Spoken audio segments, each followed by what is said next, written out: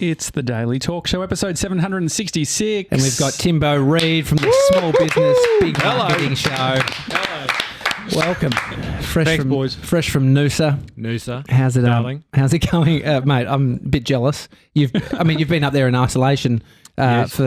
since it's happened. I mean, you live there. It's like, I guess that's not isolation. I'm isolated in Noosa. It's good, mate. It's incredible. Like I was just saying, like we've got video of Hastings Street that's it's actually empty. No people, no cars. Yeah. I mean, when was the last time you would have got that? Probably like never. Yeah, and then if you're a local that surfs, that is the dream. Oh, yeah. That is the dream. Timbo, you're one of the OG podcasters. I reckon you're one of the very first podcasts that I ever listened to. Wow. I remember an episode, specifically you were talking to a guy who owns a tall ship company. And it was all about outsourcing. I think it was around the day of 4-hour work week when I sort of got into that. Josh got into that. We had no business really getting into that. We were probably like 19, just nothing to sell. Yeah. But I still remember that like experience of the podcast before. And then, I mean, Josh has been listening to podcasts for 15 years. Yeah, well, I feel, small business, big marketing being your podcast, it's a very long time you've been doing it for. And I feel like there's been iteration. You started off with a co-host and then you've gone on doing it yourself. Is there... Who's going out? It's important to point him out. Yeah, I can guess. I mean, I do have the mixer. What's your perspective of podcasting, seeing all the changes? Do your eye roll with everything that's happening, or like what things are cyclical and what's new? I just look at podcasting. I think it's an incredible medium. It blows my mind. When I first came across it 12 years ago, my show, the Small Business Big Marketing Show, is 11 years old. But when I discovered podcasting 12 years ago, I was like, as someone who always wanted to have a radio show, it was like, now I can actually have my own show. It'll be a podcast. So I could see that. And the other thing I could see as a marketing guy who was particularly interested in helping small businesses was that all of a sudden business owners could have their own show. And it was going to be very inexpensive to create. And if you created good quality content, then you're going to create a platform to build your brand, to build your personal brand, to drive traffic to your website or your store or whatever it is. And I'm like, this is incredible. And I've always said, as a small business marketing guy, there's never been a better time to market your business. And one of the reasons I say that is because there are things like podcasting that are so accessible to us back then and even now. And I just think, wow, what a time we live in. Imagine 20 years ago saying you can have your own show. Yeah. I mean, 11 years ago for a content marketing approach, I mean, was that a big thing back then? Like, that term has been pretty beaten now. It's like you need a content marketing approach. You need a content strategy. Yeah. But no, back then it wasn't. No, it wasn't like, we all had to get YouTube channel and a podcast and a blog and an ebook and a social media. But it was all sort of slowly coming together, and it's pretty exciting times. And I would say to anyone listening, either who wished they had a business or have a business and were wanting to create a content strategy, and in this case podcasting, like the boat hasn't left the shore. There's a real limiting belief now around business. It's too late to start a podcast. It's too late to start it. It's just not true. Like Jeff Bezos from Amazon only in recent years talked about Amazon being in day one. Now, this is one of the biggest companies in the world, right? So, and that's incredible to say. I feel like podcasting is like in its second hour in terms of its growth. And there is so much more we're at the start of something. So if someone was listening, then lose any limiting beliefs and have a crack. So do you think that the podcasting has changed at its core, or do you think it's the same as it was when you started? I think fundamentally it's the same. I think there is a lot more. I mean, mate, I was just ranking number one in iTunes. I could stand on my head and not talk, and I could rank number one on iTunes back in the day. What did it mean then? Ranking one for my business, or what do I mean? Business numbers, like what was it? What did it do for you at that point? Because now number one is like stroke my ego. Yeah, still doing that. It still happens. Tommy, it's not. I'm very I'm humble. I'm full of humility. Where were we? I was number one. Isn't that? I mean, that's one thing I always think when Gary V talk, like when you are yelling that you're humble, like it's sometimes some of it's cred. Yeah, you don't need to yell at. But I mean, so you can get to number one in the charts now. You could be a celebrity that starts a podcast in the first week. Their trailer for their show will be number one. And I don't know if it translates to downloads or what did you make sense of it back then? Back then, I look at it less now. It's much less important to me now, and I'll tell you why in a minute. But back then, look, it was, proof of concept. I was just amazed. I mean, again, like I used to look at iTunes prior to having a podcast. iTunes was this big thing owned by Apple that I could never be a part of, and then all of a sudden I see my album artwork as number one, above companies like Harvard Business Review or Seth Godin or, these guys who, again, like are held in such high esteem. And what it was proving to me was, as small business owners, of which I was and still am, we can now punch way above our marketing weight. Okay. So again, limiting belief, I could never beat those guys. Well, you can. Because the challenge is it's a creative challenge. The challenge is not to get a podcast. We can all get a podcast. And to your question, what's changed? A lot more people are getting podcasts, and there's a bit of a laugh, who hasn't got a podcast? But the reality is we can all get it. The creative challenge is, as you guys would know, is to make it the best in your category. When you started, you've got a solid marketing background, but then you like to pull people in, where it's like us, we like to not be the smartest in the room. We get people who know a lot more, and then it's it's us just being curious to learn. Yes. You've since gone on to write books, boomerang marketing. That's the boomerang effect. Boomerang effect. I mean, and where do you see? Because now there's a push, cement yourself as an expert. Yeah. And so, what's your sort of vibe on people with that as their first approach? I need to cement myself as the expert wherever I am. I just think, there's that great saying, don't tell me you're funny, tell me a joke, right? Because a lot of people go, fuck, I say I'm a funny a lot, but I don't have many jokes. Well, listen. Because, the reality is, there's a lot of experts. Everyone's an expert, Thought leaders. A lot of thought leaders, opinion leaders, and all this stuff. And I just think, well, show me in your actions. And so for me, and one of the things, it was interesting. Here we go. We'll get honest here. Back in the day when I started the Small Business Big Marketing Show, I considered myself a marketer, and an okay marketer, not the best marketer certainly going around, but an okay marketer. And then I had a realization that, what, I'm going to stop putting myself out there as a great marketer necessarily, but as someone who can connect the dots. And if that meant bringing in someone into the studio and getting their opinion on an area of marketing I didn't understand, then I was really cool with that. So my mindset in the early days, which was marketing expert, slowly pivoted to the fact that, I'm almost a journalist, and journalists are cringe because I haven't done any training as a journalist, but now I'm like the reporter, and I'm really cool with that. And I can still offer my marketing advice, but it took the pressure off, Yeah. I'm interested in good quality conversations that are going to move people forward, and in my case, grow their business through smart marketing. And if I can impart that myself, awesome. If it requires me to have a guest who's going to do it a whole lot better, awesome. Right on the shoulders of giants. Did you have to learn to step back? Because I can imagine, especially when you are taking on something that you do know a bit about, you sort of hear, like I was listening to a business podcast the other day, and it turns into the interviewer just sort of deconstructing the person's business and giving advice rather than an interview. Was that something that you had to learn to come to it with the posture of interviewing? Yeah. I've received the odd bit of flack over the years. So there's two paths to that, Josh. One is I have learned that my listeners actually do like to hear what I have to say. I did my 500th episode a few weeks ago, and it was just me answering questions for about an hour and a half, and people really appreciate it because I've actually actively tried to step back and just let my guests do the talking. But I feel like, what if I've got something to say and I feel like it's going to add value to the listener and their business, then I will say it. So I do that. The other part is I'm really interested in the art of interviewing. It's just something that I love to just practice and get better at. And so there are people in the media that I watch, both here and overseas. And then one day, one of my favourite interviewers of recent years has been Richard Stubbs when he was on the ABC, on ABC Radio in Melbourne. He was an excellent conversationalist. He was funny. He had heart. He listened.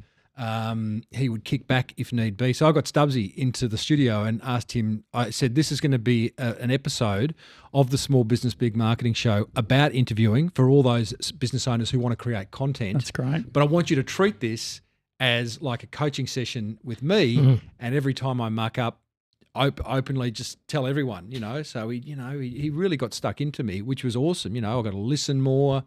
One of the best bits of advice he was lead with your best. Always lead with your best. What does that mean? Your best. Whatever it is you've got to say in an episode, that you think is your best piece of content, your best piece of advice, your best guest? If it's like you got 3 guests in one show, always lead with your best, because people aren't going to hang around. It's interesting because like there's the other thought around listening, because I feel like I've fallen into the trap of being a guest on a show and being like, there's a certain thing I want to say, and almost not listening to the question or try. You hear it in politicians, right? It's like it doesn't matter what the question is, they're going to fucking say the bit that they want to say. Is there a way of doing that to have your key messages but also simultaneously be listening? As a guest? Yeah.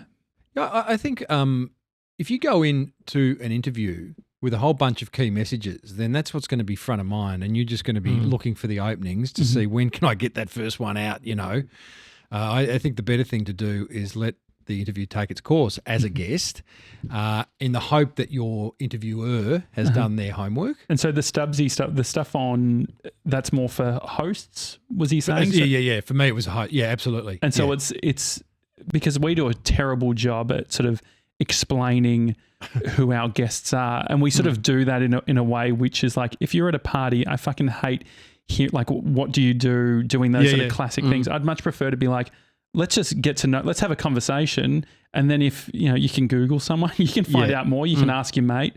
And so that specific comment, what does that translate to as a host? What comment about so around the leading with the best content? Yeah, so like if I've got a guest, like I had a guest in this morning on my show, and I knew that he owned 13 businesses before he left uni. Now, I could have started somewhere else, but I went straight to that because that's really interesting. Like that, how did you get one property, much less 13, after studying 4 years of uni? Like how and why? Go. And like, let's just get that out of the way. That's really interesting. I'm expecting a pretty good answer from him, because that's not just going to happen unless he was born with a silver spoon, which I knew he wasn't. And so then I'm in, the listeners are in, because I'm just representing the listener. Like you guys are just representing the listener, or you should be. And thinking, well, what are they going to be when we get one, we'll let you know. Well, and celebrate that. Yeah, we've got 2.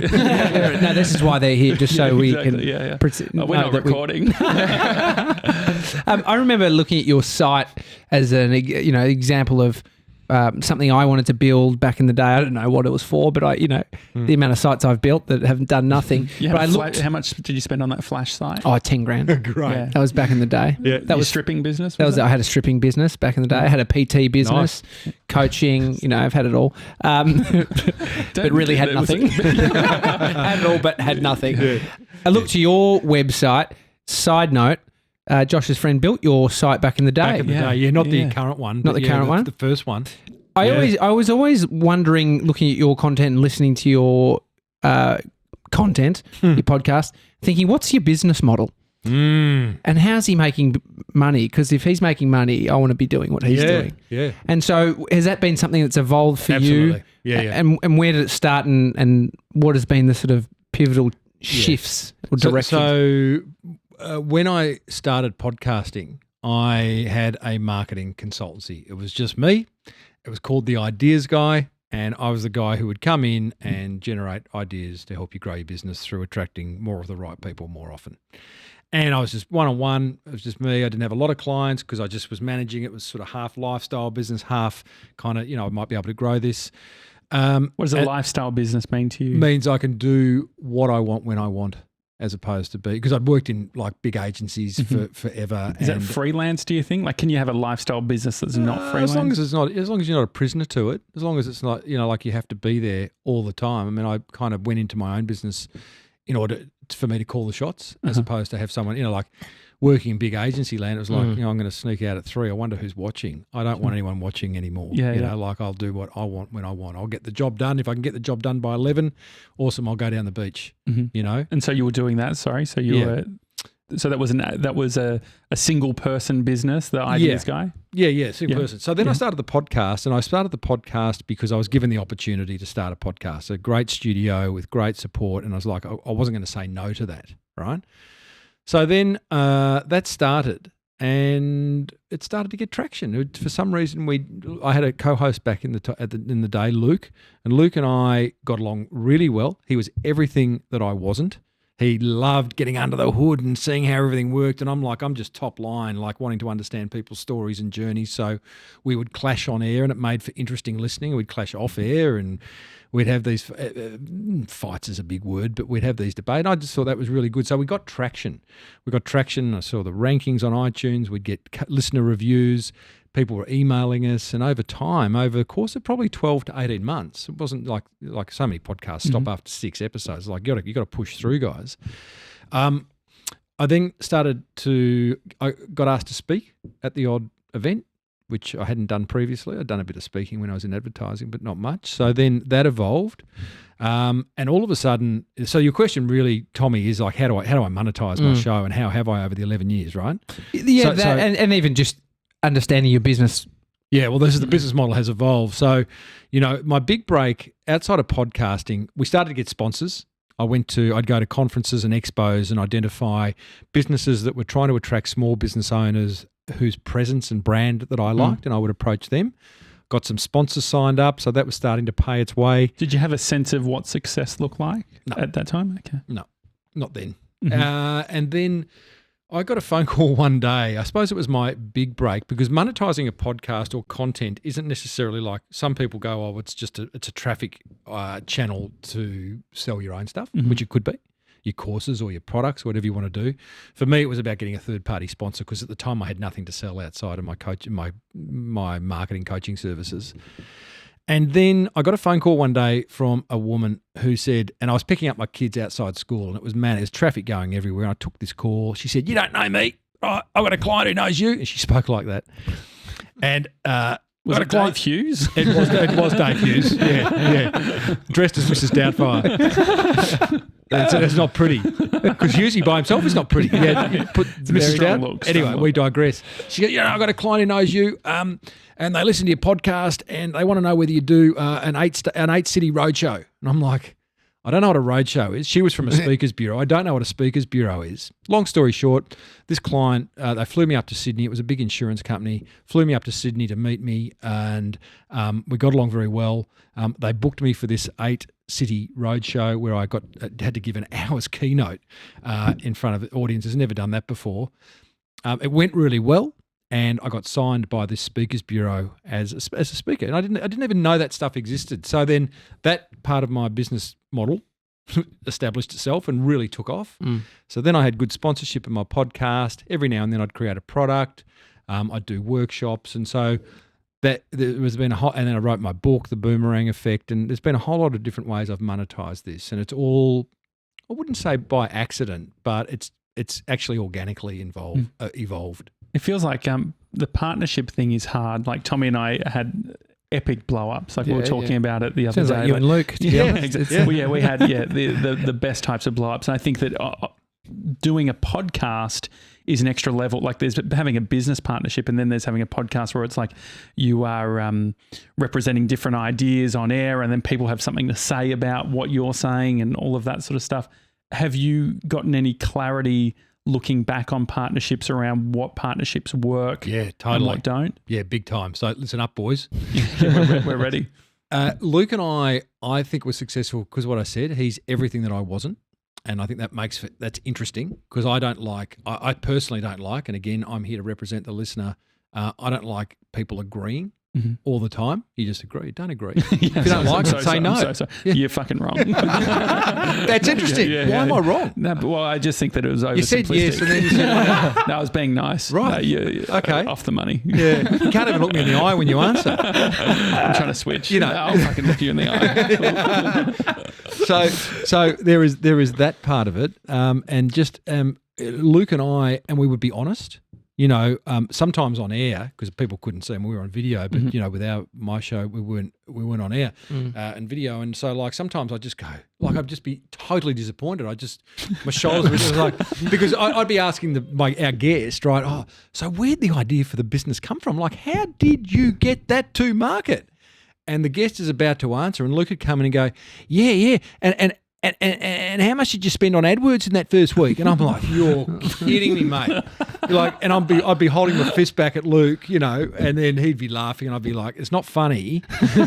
And then we'd have that discussion off air. So again, great hosts, co-hosts, I think good communication, and be honest and say, look, nothing's personal here. We're just here to create the best content. And I go back to what I said earlier. It is a creative challenge. If you're going to start a podcast, to make it successful is a creative challenge. And so you need friction, or you need tension within Hamish and Andy have friction, right? Laurel and Hardy have friction. The two Ronnies have friction. Hamish and Andy, whilst they look as though they get along and they're great, my best of mates, Hamish is the clown and Andy is the one sweeping up afterwards and shaking his head. And whether it's manufactured or real, it doesn't matter. They do it beautifully. And it's just interesting to have two different types of people to carry it. I guess the one thing you can't avoid, though, in that is the visceral response to the two different sides. So when you're in the middle of that with Luke, it's like, sure, on the other side, it's like taken well and people really respond to it or resonate with it because they're like, oh, yeah, I'm on that side or that side. But there is a feeling there. It's like it doesn't feel when good. Josh is pushing back, even if he knows it's content, it's still fucking annoying. For you. Or vice versa. Wow. If I'm doing something, it's like, it is real. Well, but I guess there's a point, like you obviously made the decision where you're like, oh, this is better, me being able to do the thing on your own. What's the right amount of friction then? Because obviously there is a point. Myself. Yeah. Like being able to decide to be like, I'm going to do this shit. Like, there wasn't Lukey after 80 episodes, I couldn't see the future. Which, we laugh about now, but and he's gone on to do good behind things. His back or with him? Mainly behind his back, but, he made that decision. So it was a pretty clear-cut one. Yeah. I would still love a co-host. I'm happy, and I've, for 400-plus episodes on past Luke finishing, I'm very happy with where my podcast is at, but there is something special about having a dynamic and someone to bounce off and argue with, and you're not carrying the can 100%. Although you did say, Josh, that you do 95% of the work that was on the Daily Talk Show. But I do wonder about that idea with the co-host type of thing. So that friction, using the example of asking about the AdWords or whatever, and it's a good moment. But obviously for you, it's like it fucked the flow of where you're wanting to go with it. So in the moment, I don't pull Lukey up and go, hang on, Lukey. I've just asked, like he knows that he's pissed me off. And in doing so, my mood will slightly change, which again, I think makes for interesting listening, But it's still annoying. That's cool. We'll sort it out afterwards. And so then what is it, if you were looking for a co-host now, what are some of the things that you're looking at? That's a pretty interesting question because I haven't, as much as I'd like one, I don't think there's one around the corner. So I haven't given it a lot of consideration. But again, it would be someone who's everything I'm not. So whatever I am, I want the opposite of that. So, someone who's incredibly good looking, all that stuff. But I just think it's not going to happen anytime soon. So I just let that go. But every now and then I do pull in. I've had my daughter Stephanie on 2 shows because I just thought she'd add so much to the discussion with a business owner that I knew she had an interest in, and it'd be good to get that perspective. The girls from Keep It Clean. Oh, yeah, right? Keep It Clean. Stephanie and Laura. They're doing some pretty interesting things with a market of young girls, and I thought, and I get a little bit pissed off at these, and they're very good, those girls, so don't get me wrong, but they're pretty big on social media, and I'm like, my question was, are they making young feel good about themselves or bad about themselves? And it's like, coming from a 53-year-old guy, that sounds a bit creepy. But if I brought my daughter in and she can ask those questions, and it worked. Was that up front? Was that good content first? Is that you led with that question? No, I didn't, because I felt as though I needed to establish rapport. Yeah. No, I got it. Yeah. Small business versus startups. It seems like nowadays everyone wants to be a founder and a startup rather than a small business owner. What's been your perspective of that shift? And also, how much did you spend in AdWords on the first week? Great question, Tommy. Love AdWords. Look, it is. I go back to fundamentals. Small business owner, startup, entrepreneur. it's just someone having a crack. It's someone identifying a problem and meeting it with a need and filling it with a need and creating a business from it. But is meeting it with a solution, I should say. Butcher on a high street opening up next week? Yeah. They're not going to be calling themselves a startup. No, although I interviewed Sam Canning, who is a butcher. Canning's Butcher? Yeah. Yeah. Oh, great. Great meat. Amazing. Amazing good business. Good broth as well. You like the broth? Yeah, they do a good The bone broth. broth, chicken Yeah, broth? they do a broth that when I was doing keto, I think that I had a bit of that. It was good, yeah. And how did you use the broth? Well, just drank it. Right. Yeah. Okay. Cold, hot, extra. We actually love food chat. You've opened up a can of worms. Good on you, Josh. They do good organic sausages as well. He's testing us. But I mean, Canning's are a I don't know whether he would have used the word startup, but he certainly approached that business in a way that probably most butchers don't. I mean, Sam, big on interior design, big on customer service, using words like customer experience, building a database. He's doing a lot of funky stuff. Cashless. You don't use cash there. Cashless. Yeah. Really? Yeah. Because I guess it's like a hygiene thing, but I thought that was. But they're still using sawdust out the back. No, well, you think about when you think about butchers or whatever, you I don't know, you just imagine I thought that was an interesting thing. Yeah. Do you remember sawdust? No, Sorry, I don't digress. remember Bay Street, Brighton. Did you ever go there? Yeah. I know you remember the butcher in Bay Street, Brighton that had sawdust all over the floor. Well, that was pretty common. That was real all common. Butchers do. Absorbs the blood, mate. Yeah, full on. That's what I don't want to see blood with my meat. No. Hello to all all the vegetarians. Last night I digress. I cooked for my kids. I'm down from Queensland and kids are in Melbourne, and I had to cook for a seafood hater, a vegetarian, and a vegan. All three different people. Eggplant dish. I hate eggplant. What do you hate about it? Do you know why? It's the too fleshy. No, it's the bitter water. You need to be getting the water out of it. So you need to add salt. And then it extracts all of the Don't water. agree with him, Timbo. It's not interesting. Wash it down with some broth. That broth is great. Small business, at what point does it become a medium-sized business? Oh, I don't know. Does it matter? Well, I mean, on some forms I've seen like up to 100 employees is still a small business. It's like, holy shit, I'm micro. There is some weird definition of small business the government have, which is a lot of employees and a high turnover. So, well, the JobKeeper was like, if you have revenue under $1 billion or something, you're in that category. It's like, But what is interesting, and if we don't include the Daily Talk Show revenue, I think we fit under that. Exactly. I was the marketing manager at Flight Centre for a period of time, and what is interesting is that they subscribe to the idea that anything over 30 becomes unmanageable, and this is an indigenous thinking. Indigenous tribes would do this, whereas if over 30 people, you can't feed and water them and protect them, so you have to split. I might have that number wrong. I want to say it might be, I don't know, it doesn't matter, but there is a certain number where if you keep growing, it becomes unmanageable. People will die or suffer, so you split it. So Flight Centre was very good at adhering to that and maintaining a small business mentality, which was that anywhere in Flight Centre, there were tribes of 30 people, and they were 30, and you'd have like 4 or 5 tribes which made a country, and then 6 or 7 tribes that made a nation. So it was sort of, if you can imagine, it's almost pyramid-like, and it just meant that the teams were small, everyone could get looked after and be heard and attended to, and it kept you hungry. Travel agents. Is there a space for travel agents in 2020? Well, I think there is. Once all this COVID stuff is over, you're asking a 53-year-old bloke who still likes to talk to people and eyeball people. And, I made a phone call on the way here. Oh, really? Unusual. Yeah. You don't see a lot of people, young people on the phone these Mason, days. do you know what that is? A phone call? Yeah, that's right. No, he actually, Mason said the other day, he made a phone call. He said, this is so much better than email. Yeah, because we've pushed him into it. He doesn't do email. He pushes back on email. Like email. We set the KPI of 30 emails a day.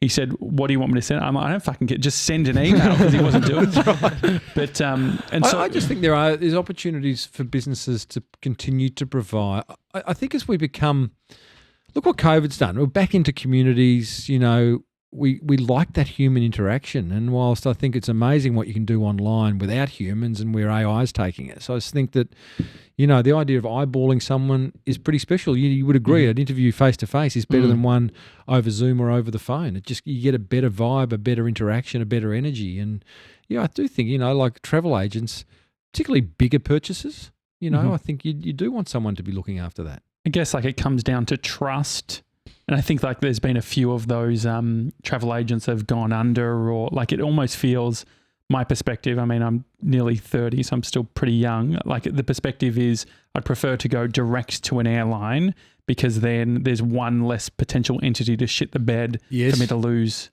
the money. On the whole business thing and where we're going to sort of sit at the end of COVID, do you think we're going to see a huge amount of small businesses go under based on COVID, or do you think that we're going to see it more at the bigger end? I think a bit of both. I mean, I'm surprised at how many because I live in a small town in Queensland, you sort of don't get a sense of what's really going on. And having come to Melbourne, it's amazing how I'm seeing a lot of for lease signs, Bay Street, Brighton, stuff that's just clearly closed down because of COVID, which is really sad. And I think, businesses will. Too many businesses live hand to mouth. I don't know what really the solution is to that outside of get some money in the bank and don't, if you can't survive a day without income, then have you made the right business? And I look at some businesses. In fact, my son Jack is sort of math science guy, but when he did year 12 about 5 years ago, he did business management as his fifth subject. And so all of a sudden he's in the car with me and we're having business discussions up until when we hadn't done that. And we drive past cafes or particular types of businesses. He's like, Dad, how does that business make money? And I'm like... It's our favourite thing to do. We walk down the street and be like, all right, their lease, they're paying at least 28 grand for the lease, and then their barista's on fucking 50K. Like, I don't understand. And it's like, so I never really, I said, look, maybe they're happy to take a minimum wage. Maybe it's been a lifestyle decision, which is, I'm going to run my own cafe, make coffee, and then go home. It doesn't work like that. Maybe they have big corporate contracts that they're providing that we don't get to see from the retail perspective. So, but it is amazing. I just look at some businesses and just go, oh, well, good luck to you. Tire kickers or just people who are full of shit. Like I feel like, especially in the podcasting space, there's a lot of people saying the gunners, I'm going to do this, I'm going to do that. Having stayed with something for a long time, have you got a good filter of when people are serious about the change that they're talking about versus the gunner attitude? I just listen out for gunner, and if that enters the conversation, then because I'm really interested in action. Because I know that when I take action, we move things forward. Action creates reaction, and I know that I can be prone to procrastination, and it really shits me. So I'm really interested in helping others not be like that and moving forward. So if someone says, "Oh, I'm going to do this," I'm going, "Oh, cool.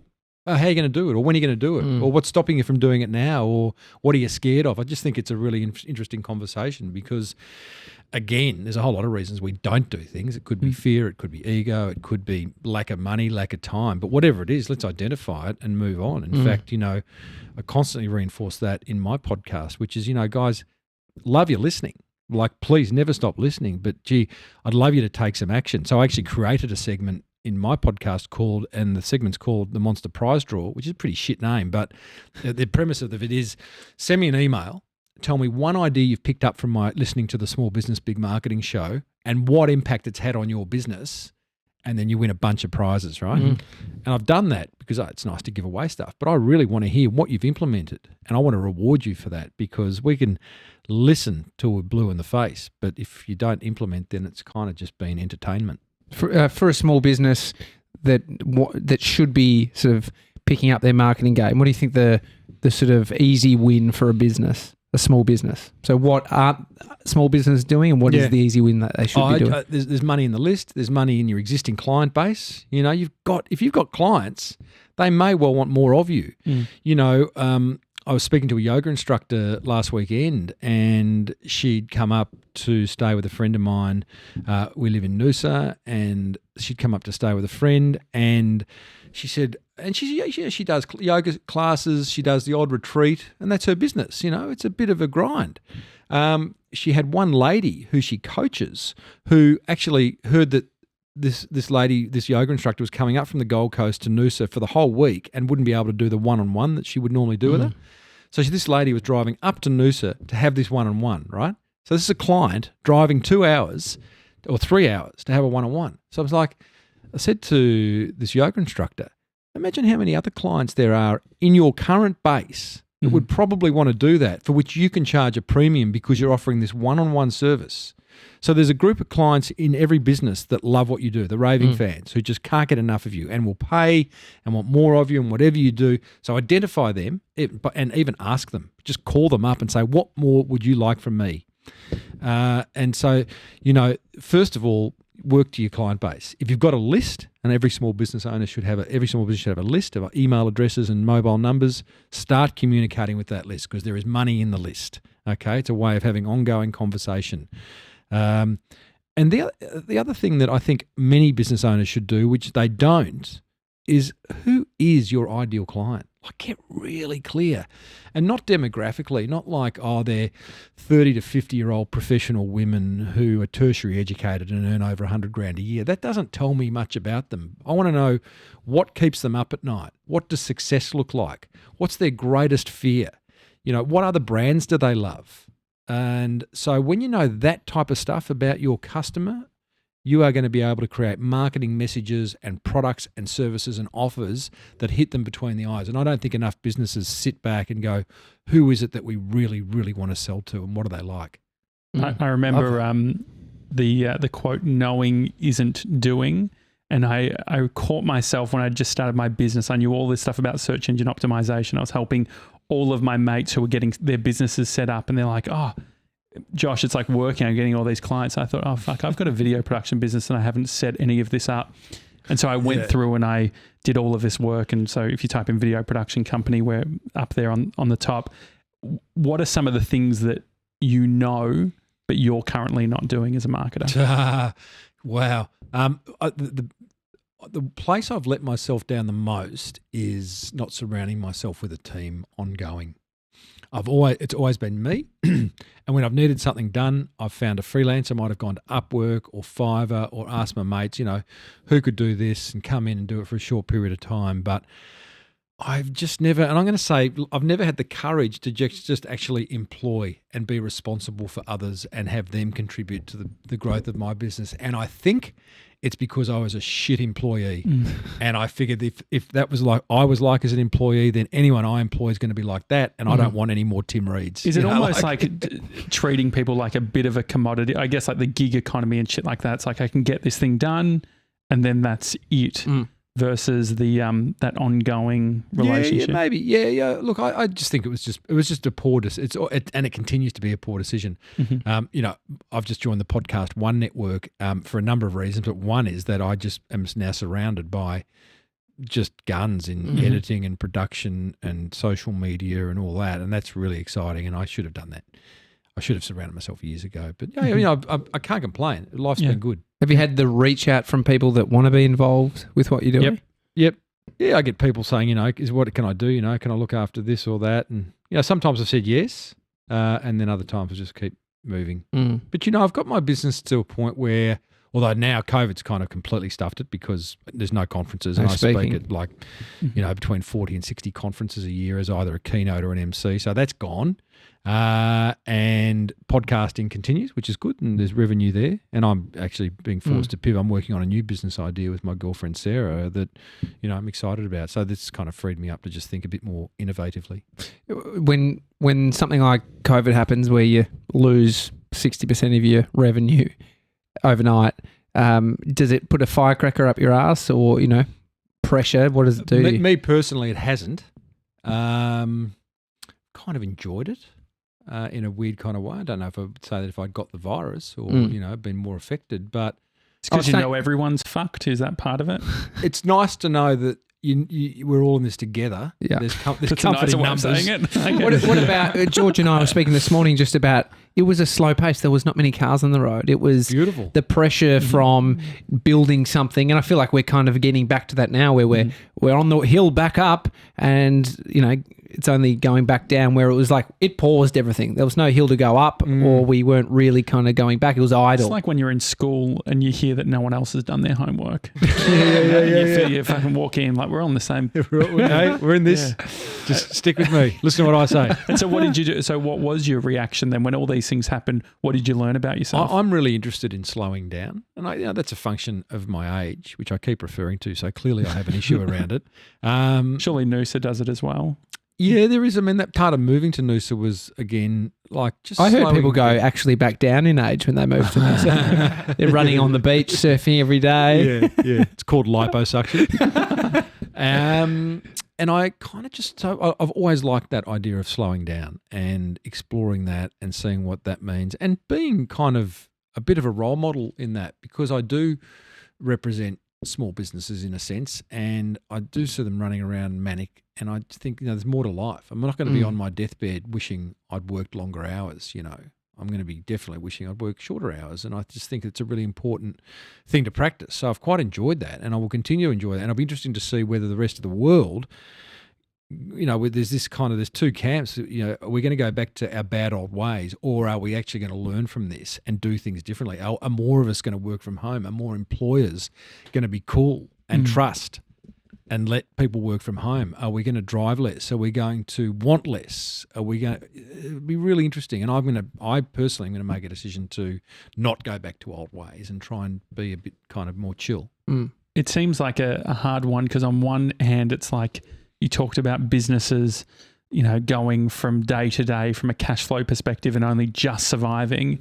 And so the idea of potentially then making a decision based on lifestyle or working less, it feels like there's a contradiction in those two ideas. How can we possibly, I guess it's playing into that 4-hour work week, passive income. Like, everyone wants that, right? We all want to be able to be like, yeah, I go to sleep, I've got a Shopify, and you see the fucking numbers go up. What's the reality? Do you think that there's I think the reality is where you are in your life. Again, there are people probably like you, Josh, who are, building something, and you've been forced to take your foot off the pedal. Whereas really mate, I just want to go 100 miles an hour. I'm onto something, I'm building it. I had these dreams, and by the end of this year I was going to have this and then this, whereas I don't feel like that. It's not because I have bucket loads of dough. It's just because I feel like I've done what I just suggested you're probably wanting to do. And, it's just a really nice thing to be able to just sit back and realise we don't need half the stuff we've got, right? Yeah. We just don't. And I feel like also this brings up the thought that I've had for a while, which is like, if I'm starting a business today, I'd prefer to listen to someone who's just made their first $250,000 than I would Richard Branson, because there is the disconnect of, and I think that's where we can fall into the trap of, like, we listen to these people who made money years and years ago, and it's like they haven't had to fucking worry. Like, it's a very different reality. Different world. But you don't want an island. Islands, I feel like, with all the world, it's big global sea warming. levels. Yeah, like, surely that's gonna. So you don't want? Okay. Oh, it's a pity, I don't want Tommy and I. No, you can have the island, but then you've got to. There's a lot that comes with an island, I reckon. Yeah, you'd know. Clearly, you've investigated. What? Well, you're gonna have rates? to. Yeah. Think about, like, utilities, how you're getting internet. Who do you pay? Are you paying a country that the island resides in? Know.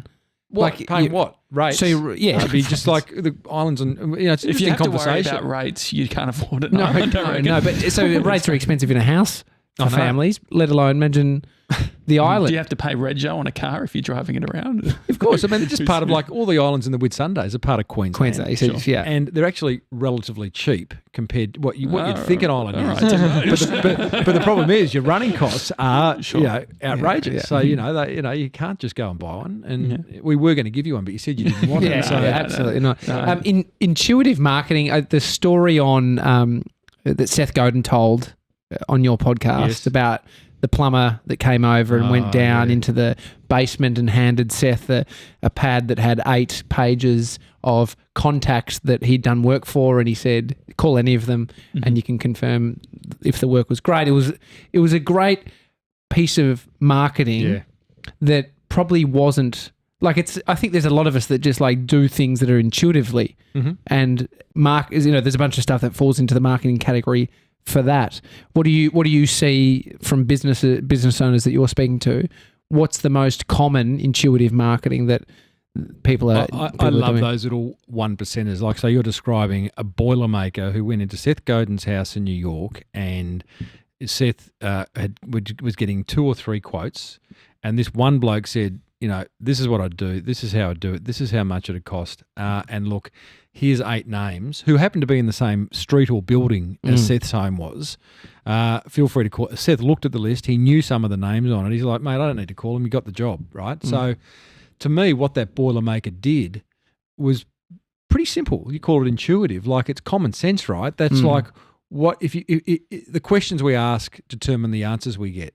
So the question that guy asked is, what would my prospects really like from me in order to make it easy for them to buy from me, right? So he's gone testimonials and actual phone numbers from people that this guy's going to know. Pretty obvious. I interviewed a lawnmower guy, a lawn care guy from Tennessee the other week, Brian Clayton, and he built the biggest lawn care business in Tennessee, $10 million turnover. And I said, how'd you do it? And he said, the little 1%ers, those little things. And one thing he did, 2 lessons here, you don't know who knows who, and just go the extra mile. He was mowing he was mowing a guy's lawn who happened to be a McDonald's franchisee. So one day he says, and he do that, it's $20, mow the lawn, see you later. One day he got talking to his client and said, oh, you're a McDonald's franchisee. Can I do your lawns at your McDonald's store? By chance, the guy said, yeah, you can. And so then lawnmower man, Brian, does the lawns at the local McDonald's, but also picks up all the cigarette butts in the drive-through. Simple, doesn't cost him much. Low perceived cost to Brian, high value to the McDonald's store owner. So then the McDonald's store owner goes, "You're awesome. I've got some mates who are franchisees as well. Do you want me to hook you up with them?" And all of a sudden, from picking up the cigarette butts in the drive-through, this guy's now building a big business doing all the McDonald's stores around Tennessee.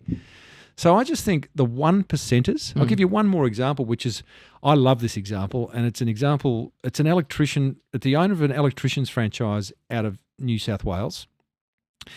And he just recognised that tradies are hopeless in terms of turning up on time, about being on site and doing things in a polite, clean, noise-free way and all that stuff. So Josh from Platinum Electricians, who was my guest on the show, had created a 21-step customer mantra. And every single time one of his electricians went on site to a business or a home, they must follow these 21 steps. Now, he didn't reveal all the 21 steps. He revealed about 11 of them, but they were simple things like arrive 5 minutes early, not 15 minutes late. Don't park in the driveway or walk across the grass. Use any paths. Wipe your feet and take your shoes off and put on these booties. If you see a light globe out in the home, replace it. Don't ask, just replace it on the way out. Say, hey, listen, I replaced the globe free of charge, no worries. So all these things individually. They're like, that was a fucking Philips Hue. That cost me. Yeah, that's right. No, my app had it off. Yeah, exactly. Yeah. But all these things individually, they're not groundbreaking, but add them up, and that is an awesome business experience that you are building. Marketing versus sales. What's the difference? Marketing draws in people, sales converts them. Do you think marketers need to be salespeople? No. I think they need to understand. I mean, in an ideal world, I talk to small business owners, so sometimes they have to be both, right? But ideally, always marketing and sales should work together. And I had a great example just this morning of a guest who he has a town planning business where he gets council approval for people wanting to do dual occupancies and all that kind of stuff. And he learnt, and he'd measured this, his conversion rate when he put a marketer or a technician, like a town planner or someone, on a new call with a prospect was 5%. It went up to 20% the minute he put salespeople on those prospecting calls, who could actually, instead of doing the sell, would find out about the prospect, what their needs were, what their problems were, what success looked like, all that kind of stuff, and then offered them a solution, and the conversion rate went up. So I think sales is an incredible skill, not for the faint-hearted, and it should be focused on by salespeople, marketing by marketing, but they should talk. What about if you're a great marketer as a small business owner, but no good at sales, but you're creating sales through your marketing efforts? Can you be stronger in the marketing department, which solves a slight problem at the beginning before you can pull in other people to help?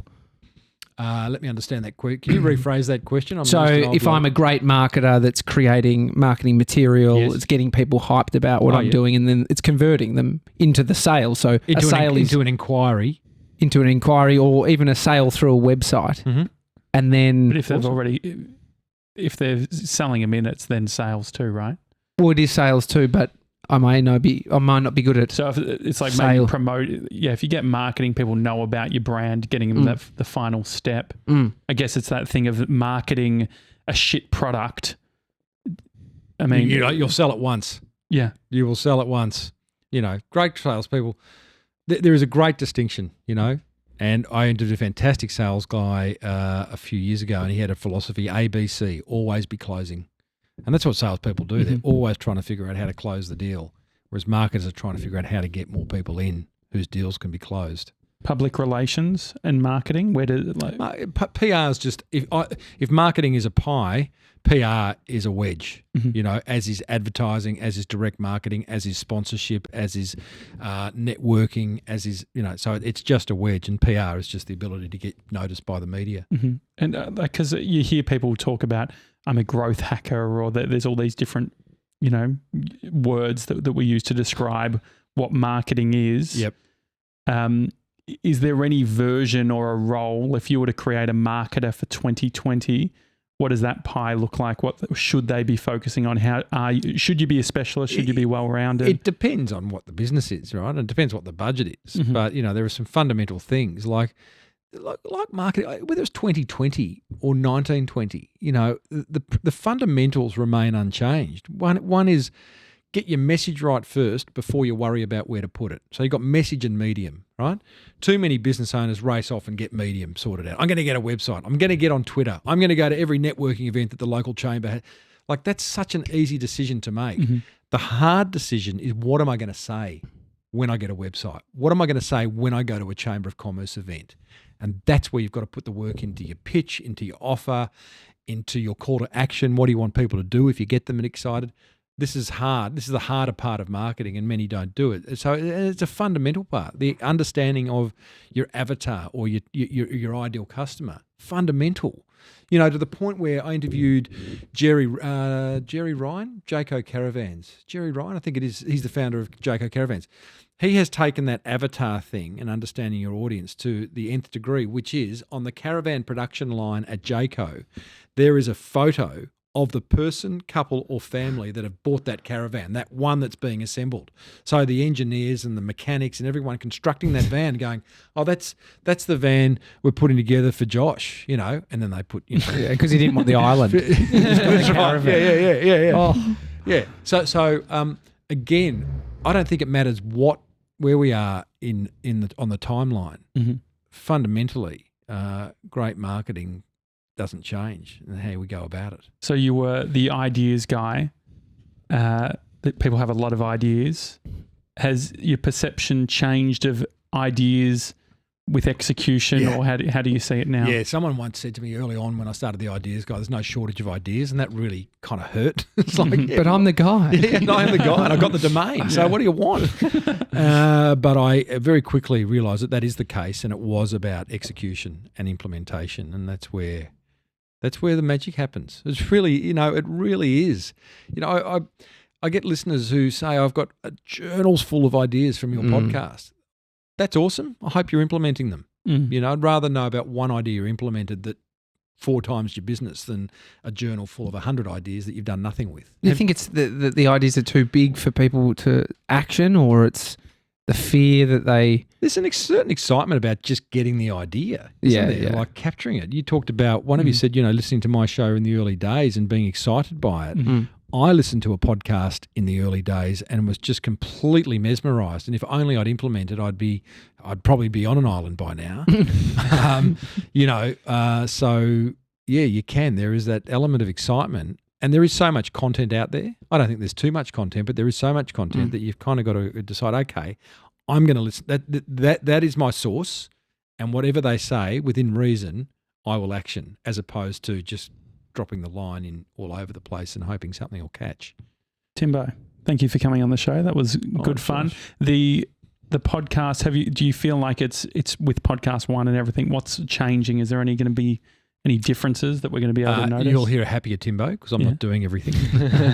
I have a complete support. No, I have a complete support team around me, which is going to free me up. One of the things I've realised, and there'll be plenty of business owners who realise this anyway because they are employing and they have surrounded themselves with teams, is that it's freeing me up just to think creatively about my guests, the research that I do on my guests, and just the way I can sit back on the microphone during an interview knowing that I've actually done the work and that everything else is going to be done, from editing to social media management to production to booking next week's guests in the studio and getting it out there. So that's a real freeing feeling. What's the promise of your podcast in terms of frequency? How often are you dropping? Once a week. Once a week. Haven't missed it? Oh, yeah. Yeah. No, mate. Hey, I've lost faith in myself sometimes. You just get exhausted and you go, how am I going to do this? But it doesn't take much. I mean, I get just extraordinary letters or emails from listeners who just, even today I got one, which is just like, I mean, I read this stuff and I go, who are they talking about? Yeah. Oh, it's me or my guests or my show. And it's like, oh, that's awesome. So no, mate, it's been a roller coaster. It's been more up than down, but there are times when you just sort of question what you're doing. And, 11 years is a long time. And, I sort of sometimes think maybe I should have followed the Faulty Towers strategy, which is create 11 episodes and make them as scarce as possible, make them as good as possible, and just, have people listen to them over and over again.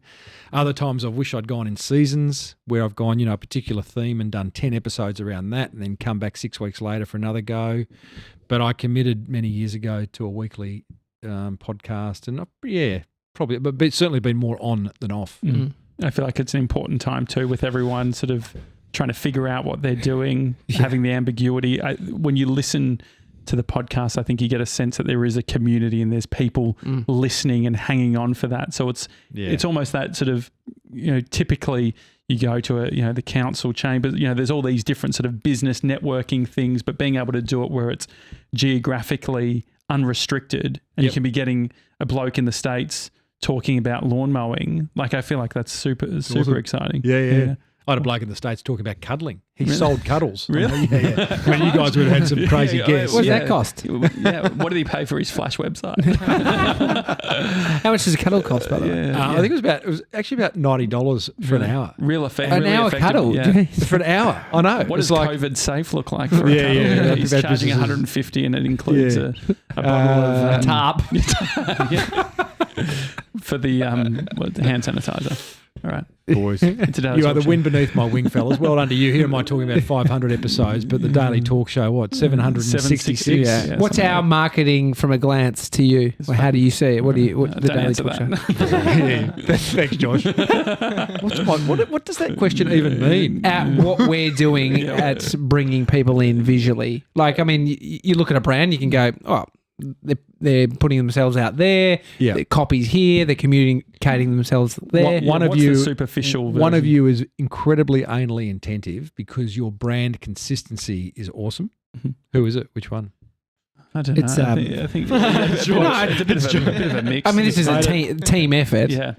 Yeah, I think. Yeah. There's been, in terms of branding, Josh is very adamant about a lot of 1%ers. But that's such an easy thing. Like, if I look around, you got the sign on the wall there, you got the hoodie, you got the sticker on the computer, it's all around the place and it's just consistent. I mean, the amount of businesses that I see where, let's talk about a cafe, the logo on the menu is different to the logo outside, is different to the logo on the counter, the font being used here is different to the one there, there's different uniforms, and all that just minimises trust. So a simple way of building trust is to have a beautifully consistent brand visually. It sounds really simplistic, but it's such a quick win. I think that's where, like, when we started, we weren't in love with the original logo. So it was hard you're doing a merch run and you didn't feel good. So it's like, well, you need to get it. But on the flip side of the coin, it's like people get obsessed. Like, it's so weird because that makes so much sense. But at the same time, there are people who are going to spend hours and hours on a logo who are never going to be able to build a brand because they've never been able to make someone feel anything because they've spent so much time in Photoshop. Well, that's right. And just to finish off, because brand is a very overused term in marketing, probably one of the most overused terms. And my favourite definition of a brand is it's an emotional attachment. So you use the word feeling, Josh, and it is. I mean, it's great to have a visual logo and it's good that it's consistent everywhere. It's just a ticket to the game. What you want to be building is an emotional attachment between you and your prospect, because when they are emotionally engaged with you, they are less likely to look elsewhere and they'll be happy to pay a little bit more because they just like being a part of what you're creating. And again, we've got to kind of focus a bit more on that than just kind of the rational side of marketing. Yeah, you've definitely nailed the branding. I was even saying to the guys, like, you've got a vernacular. Like, I'll finish the show doing a bit of a Timbo Reid, how I think you would end it. Plenty of nuggets to take away from that episode if you just implement one of them. If you do something great, if that's all I've got. It was mainly flapping in the wind there. Sounded like an episode of Steve Irwin coming to a close. Plenty of nuggets under this rock, fellas. But don't look there. No, I think that's good. Did you ever read the Boren letters? It was like a marketing, but it was very good in just the it's that headline stuff. It's the you're not afraid to be a bit hyperbolic or a little bit sort of dripping. Gold dripping. That's your word. That's exactly value right. Dripping off the nugget. Oh yeah, there is marketing GOLD dripping from the ceiling over here at the Small Business Big Marketing's HQ. So let's get stuck right in. I love it. Timbo Reid. Thanks, mate. It's a daily talk show. See you tomorrow, guys. See you guys.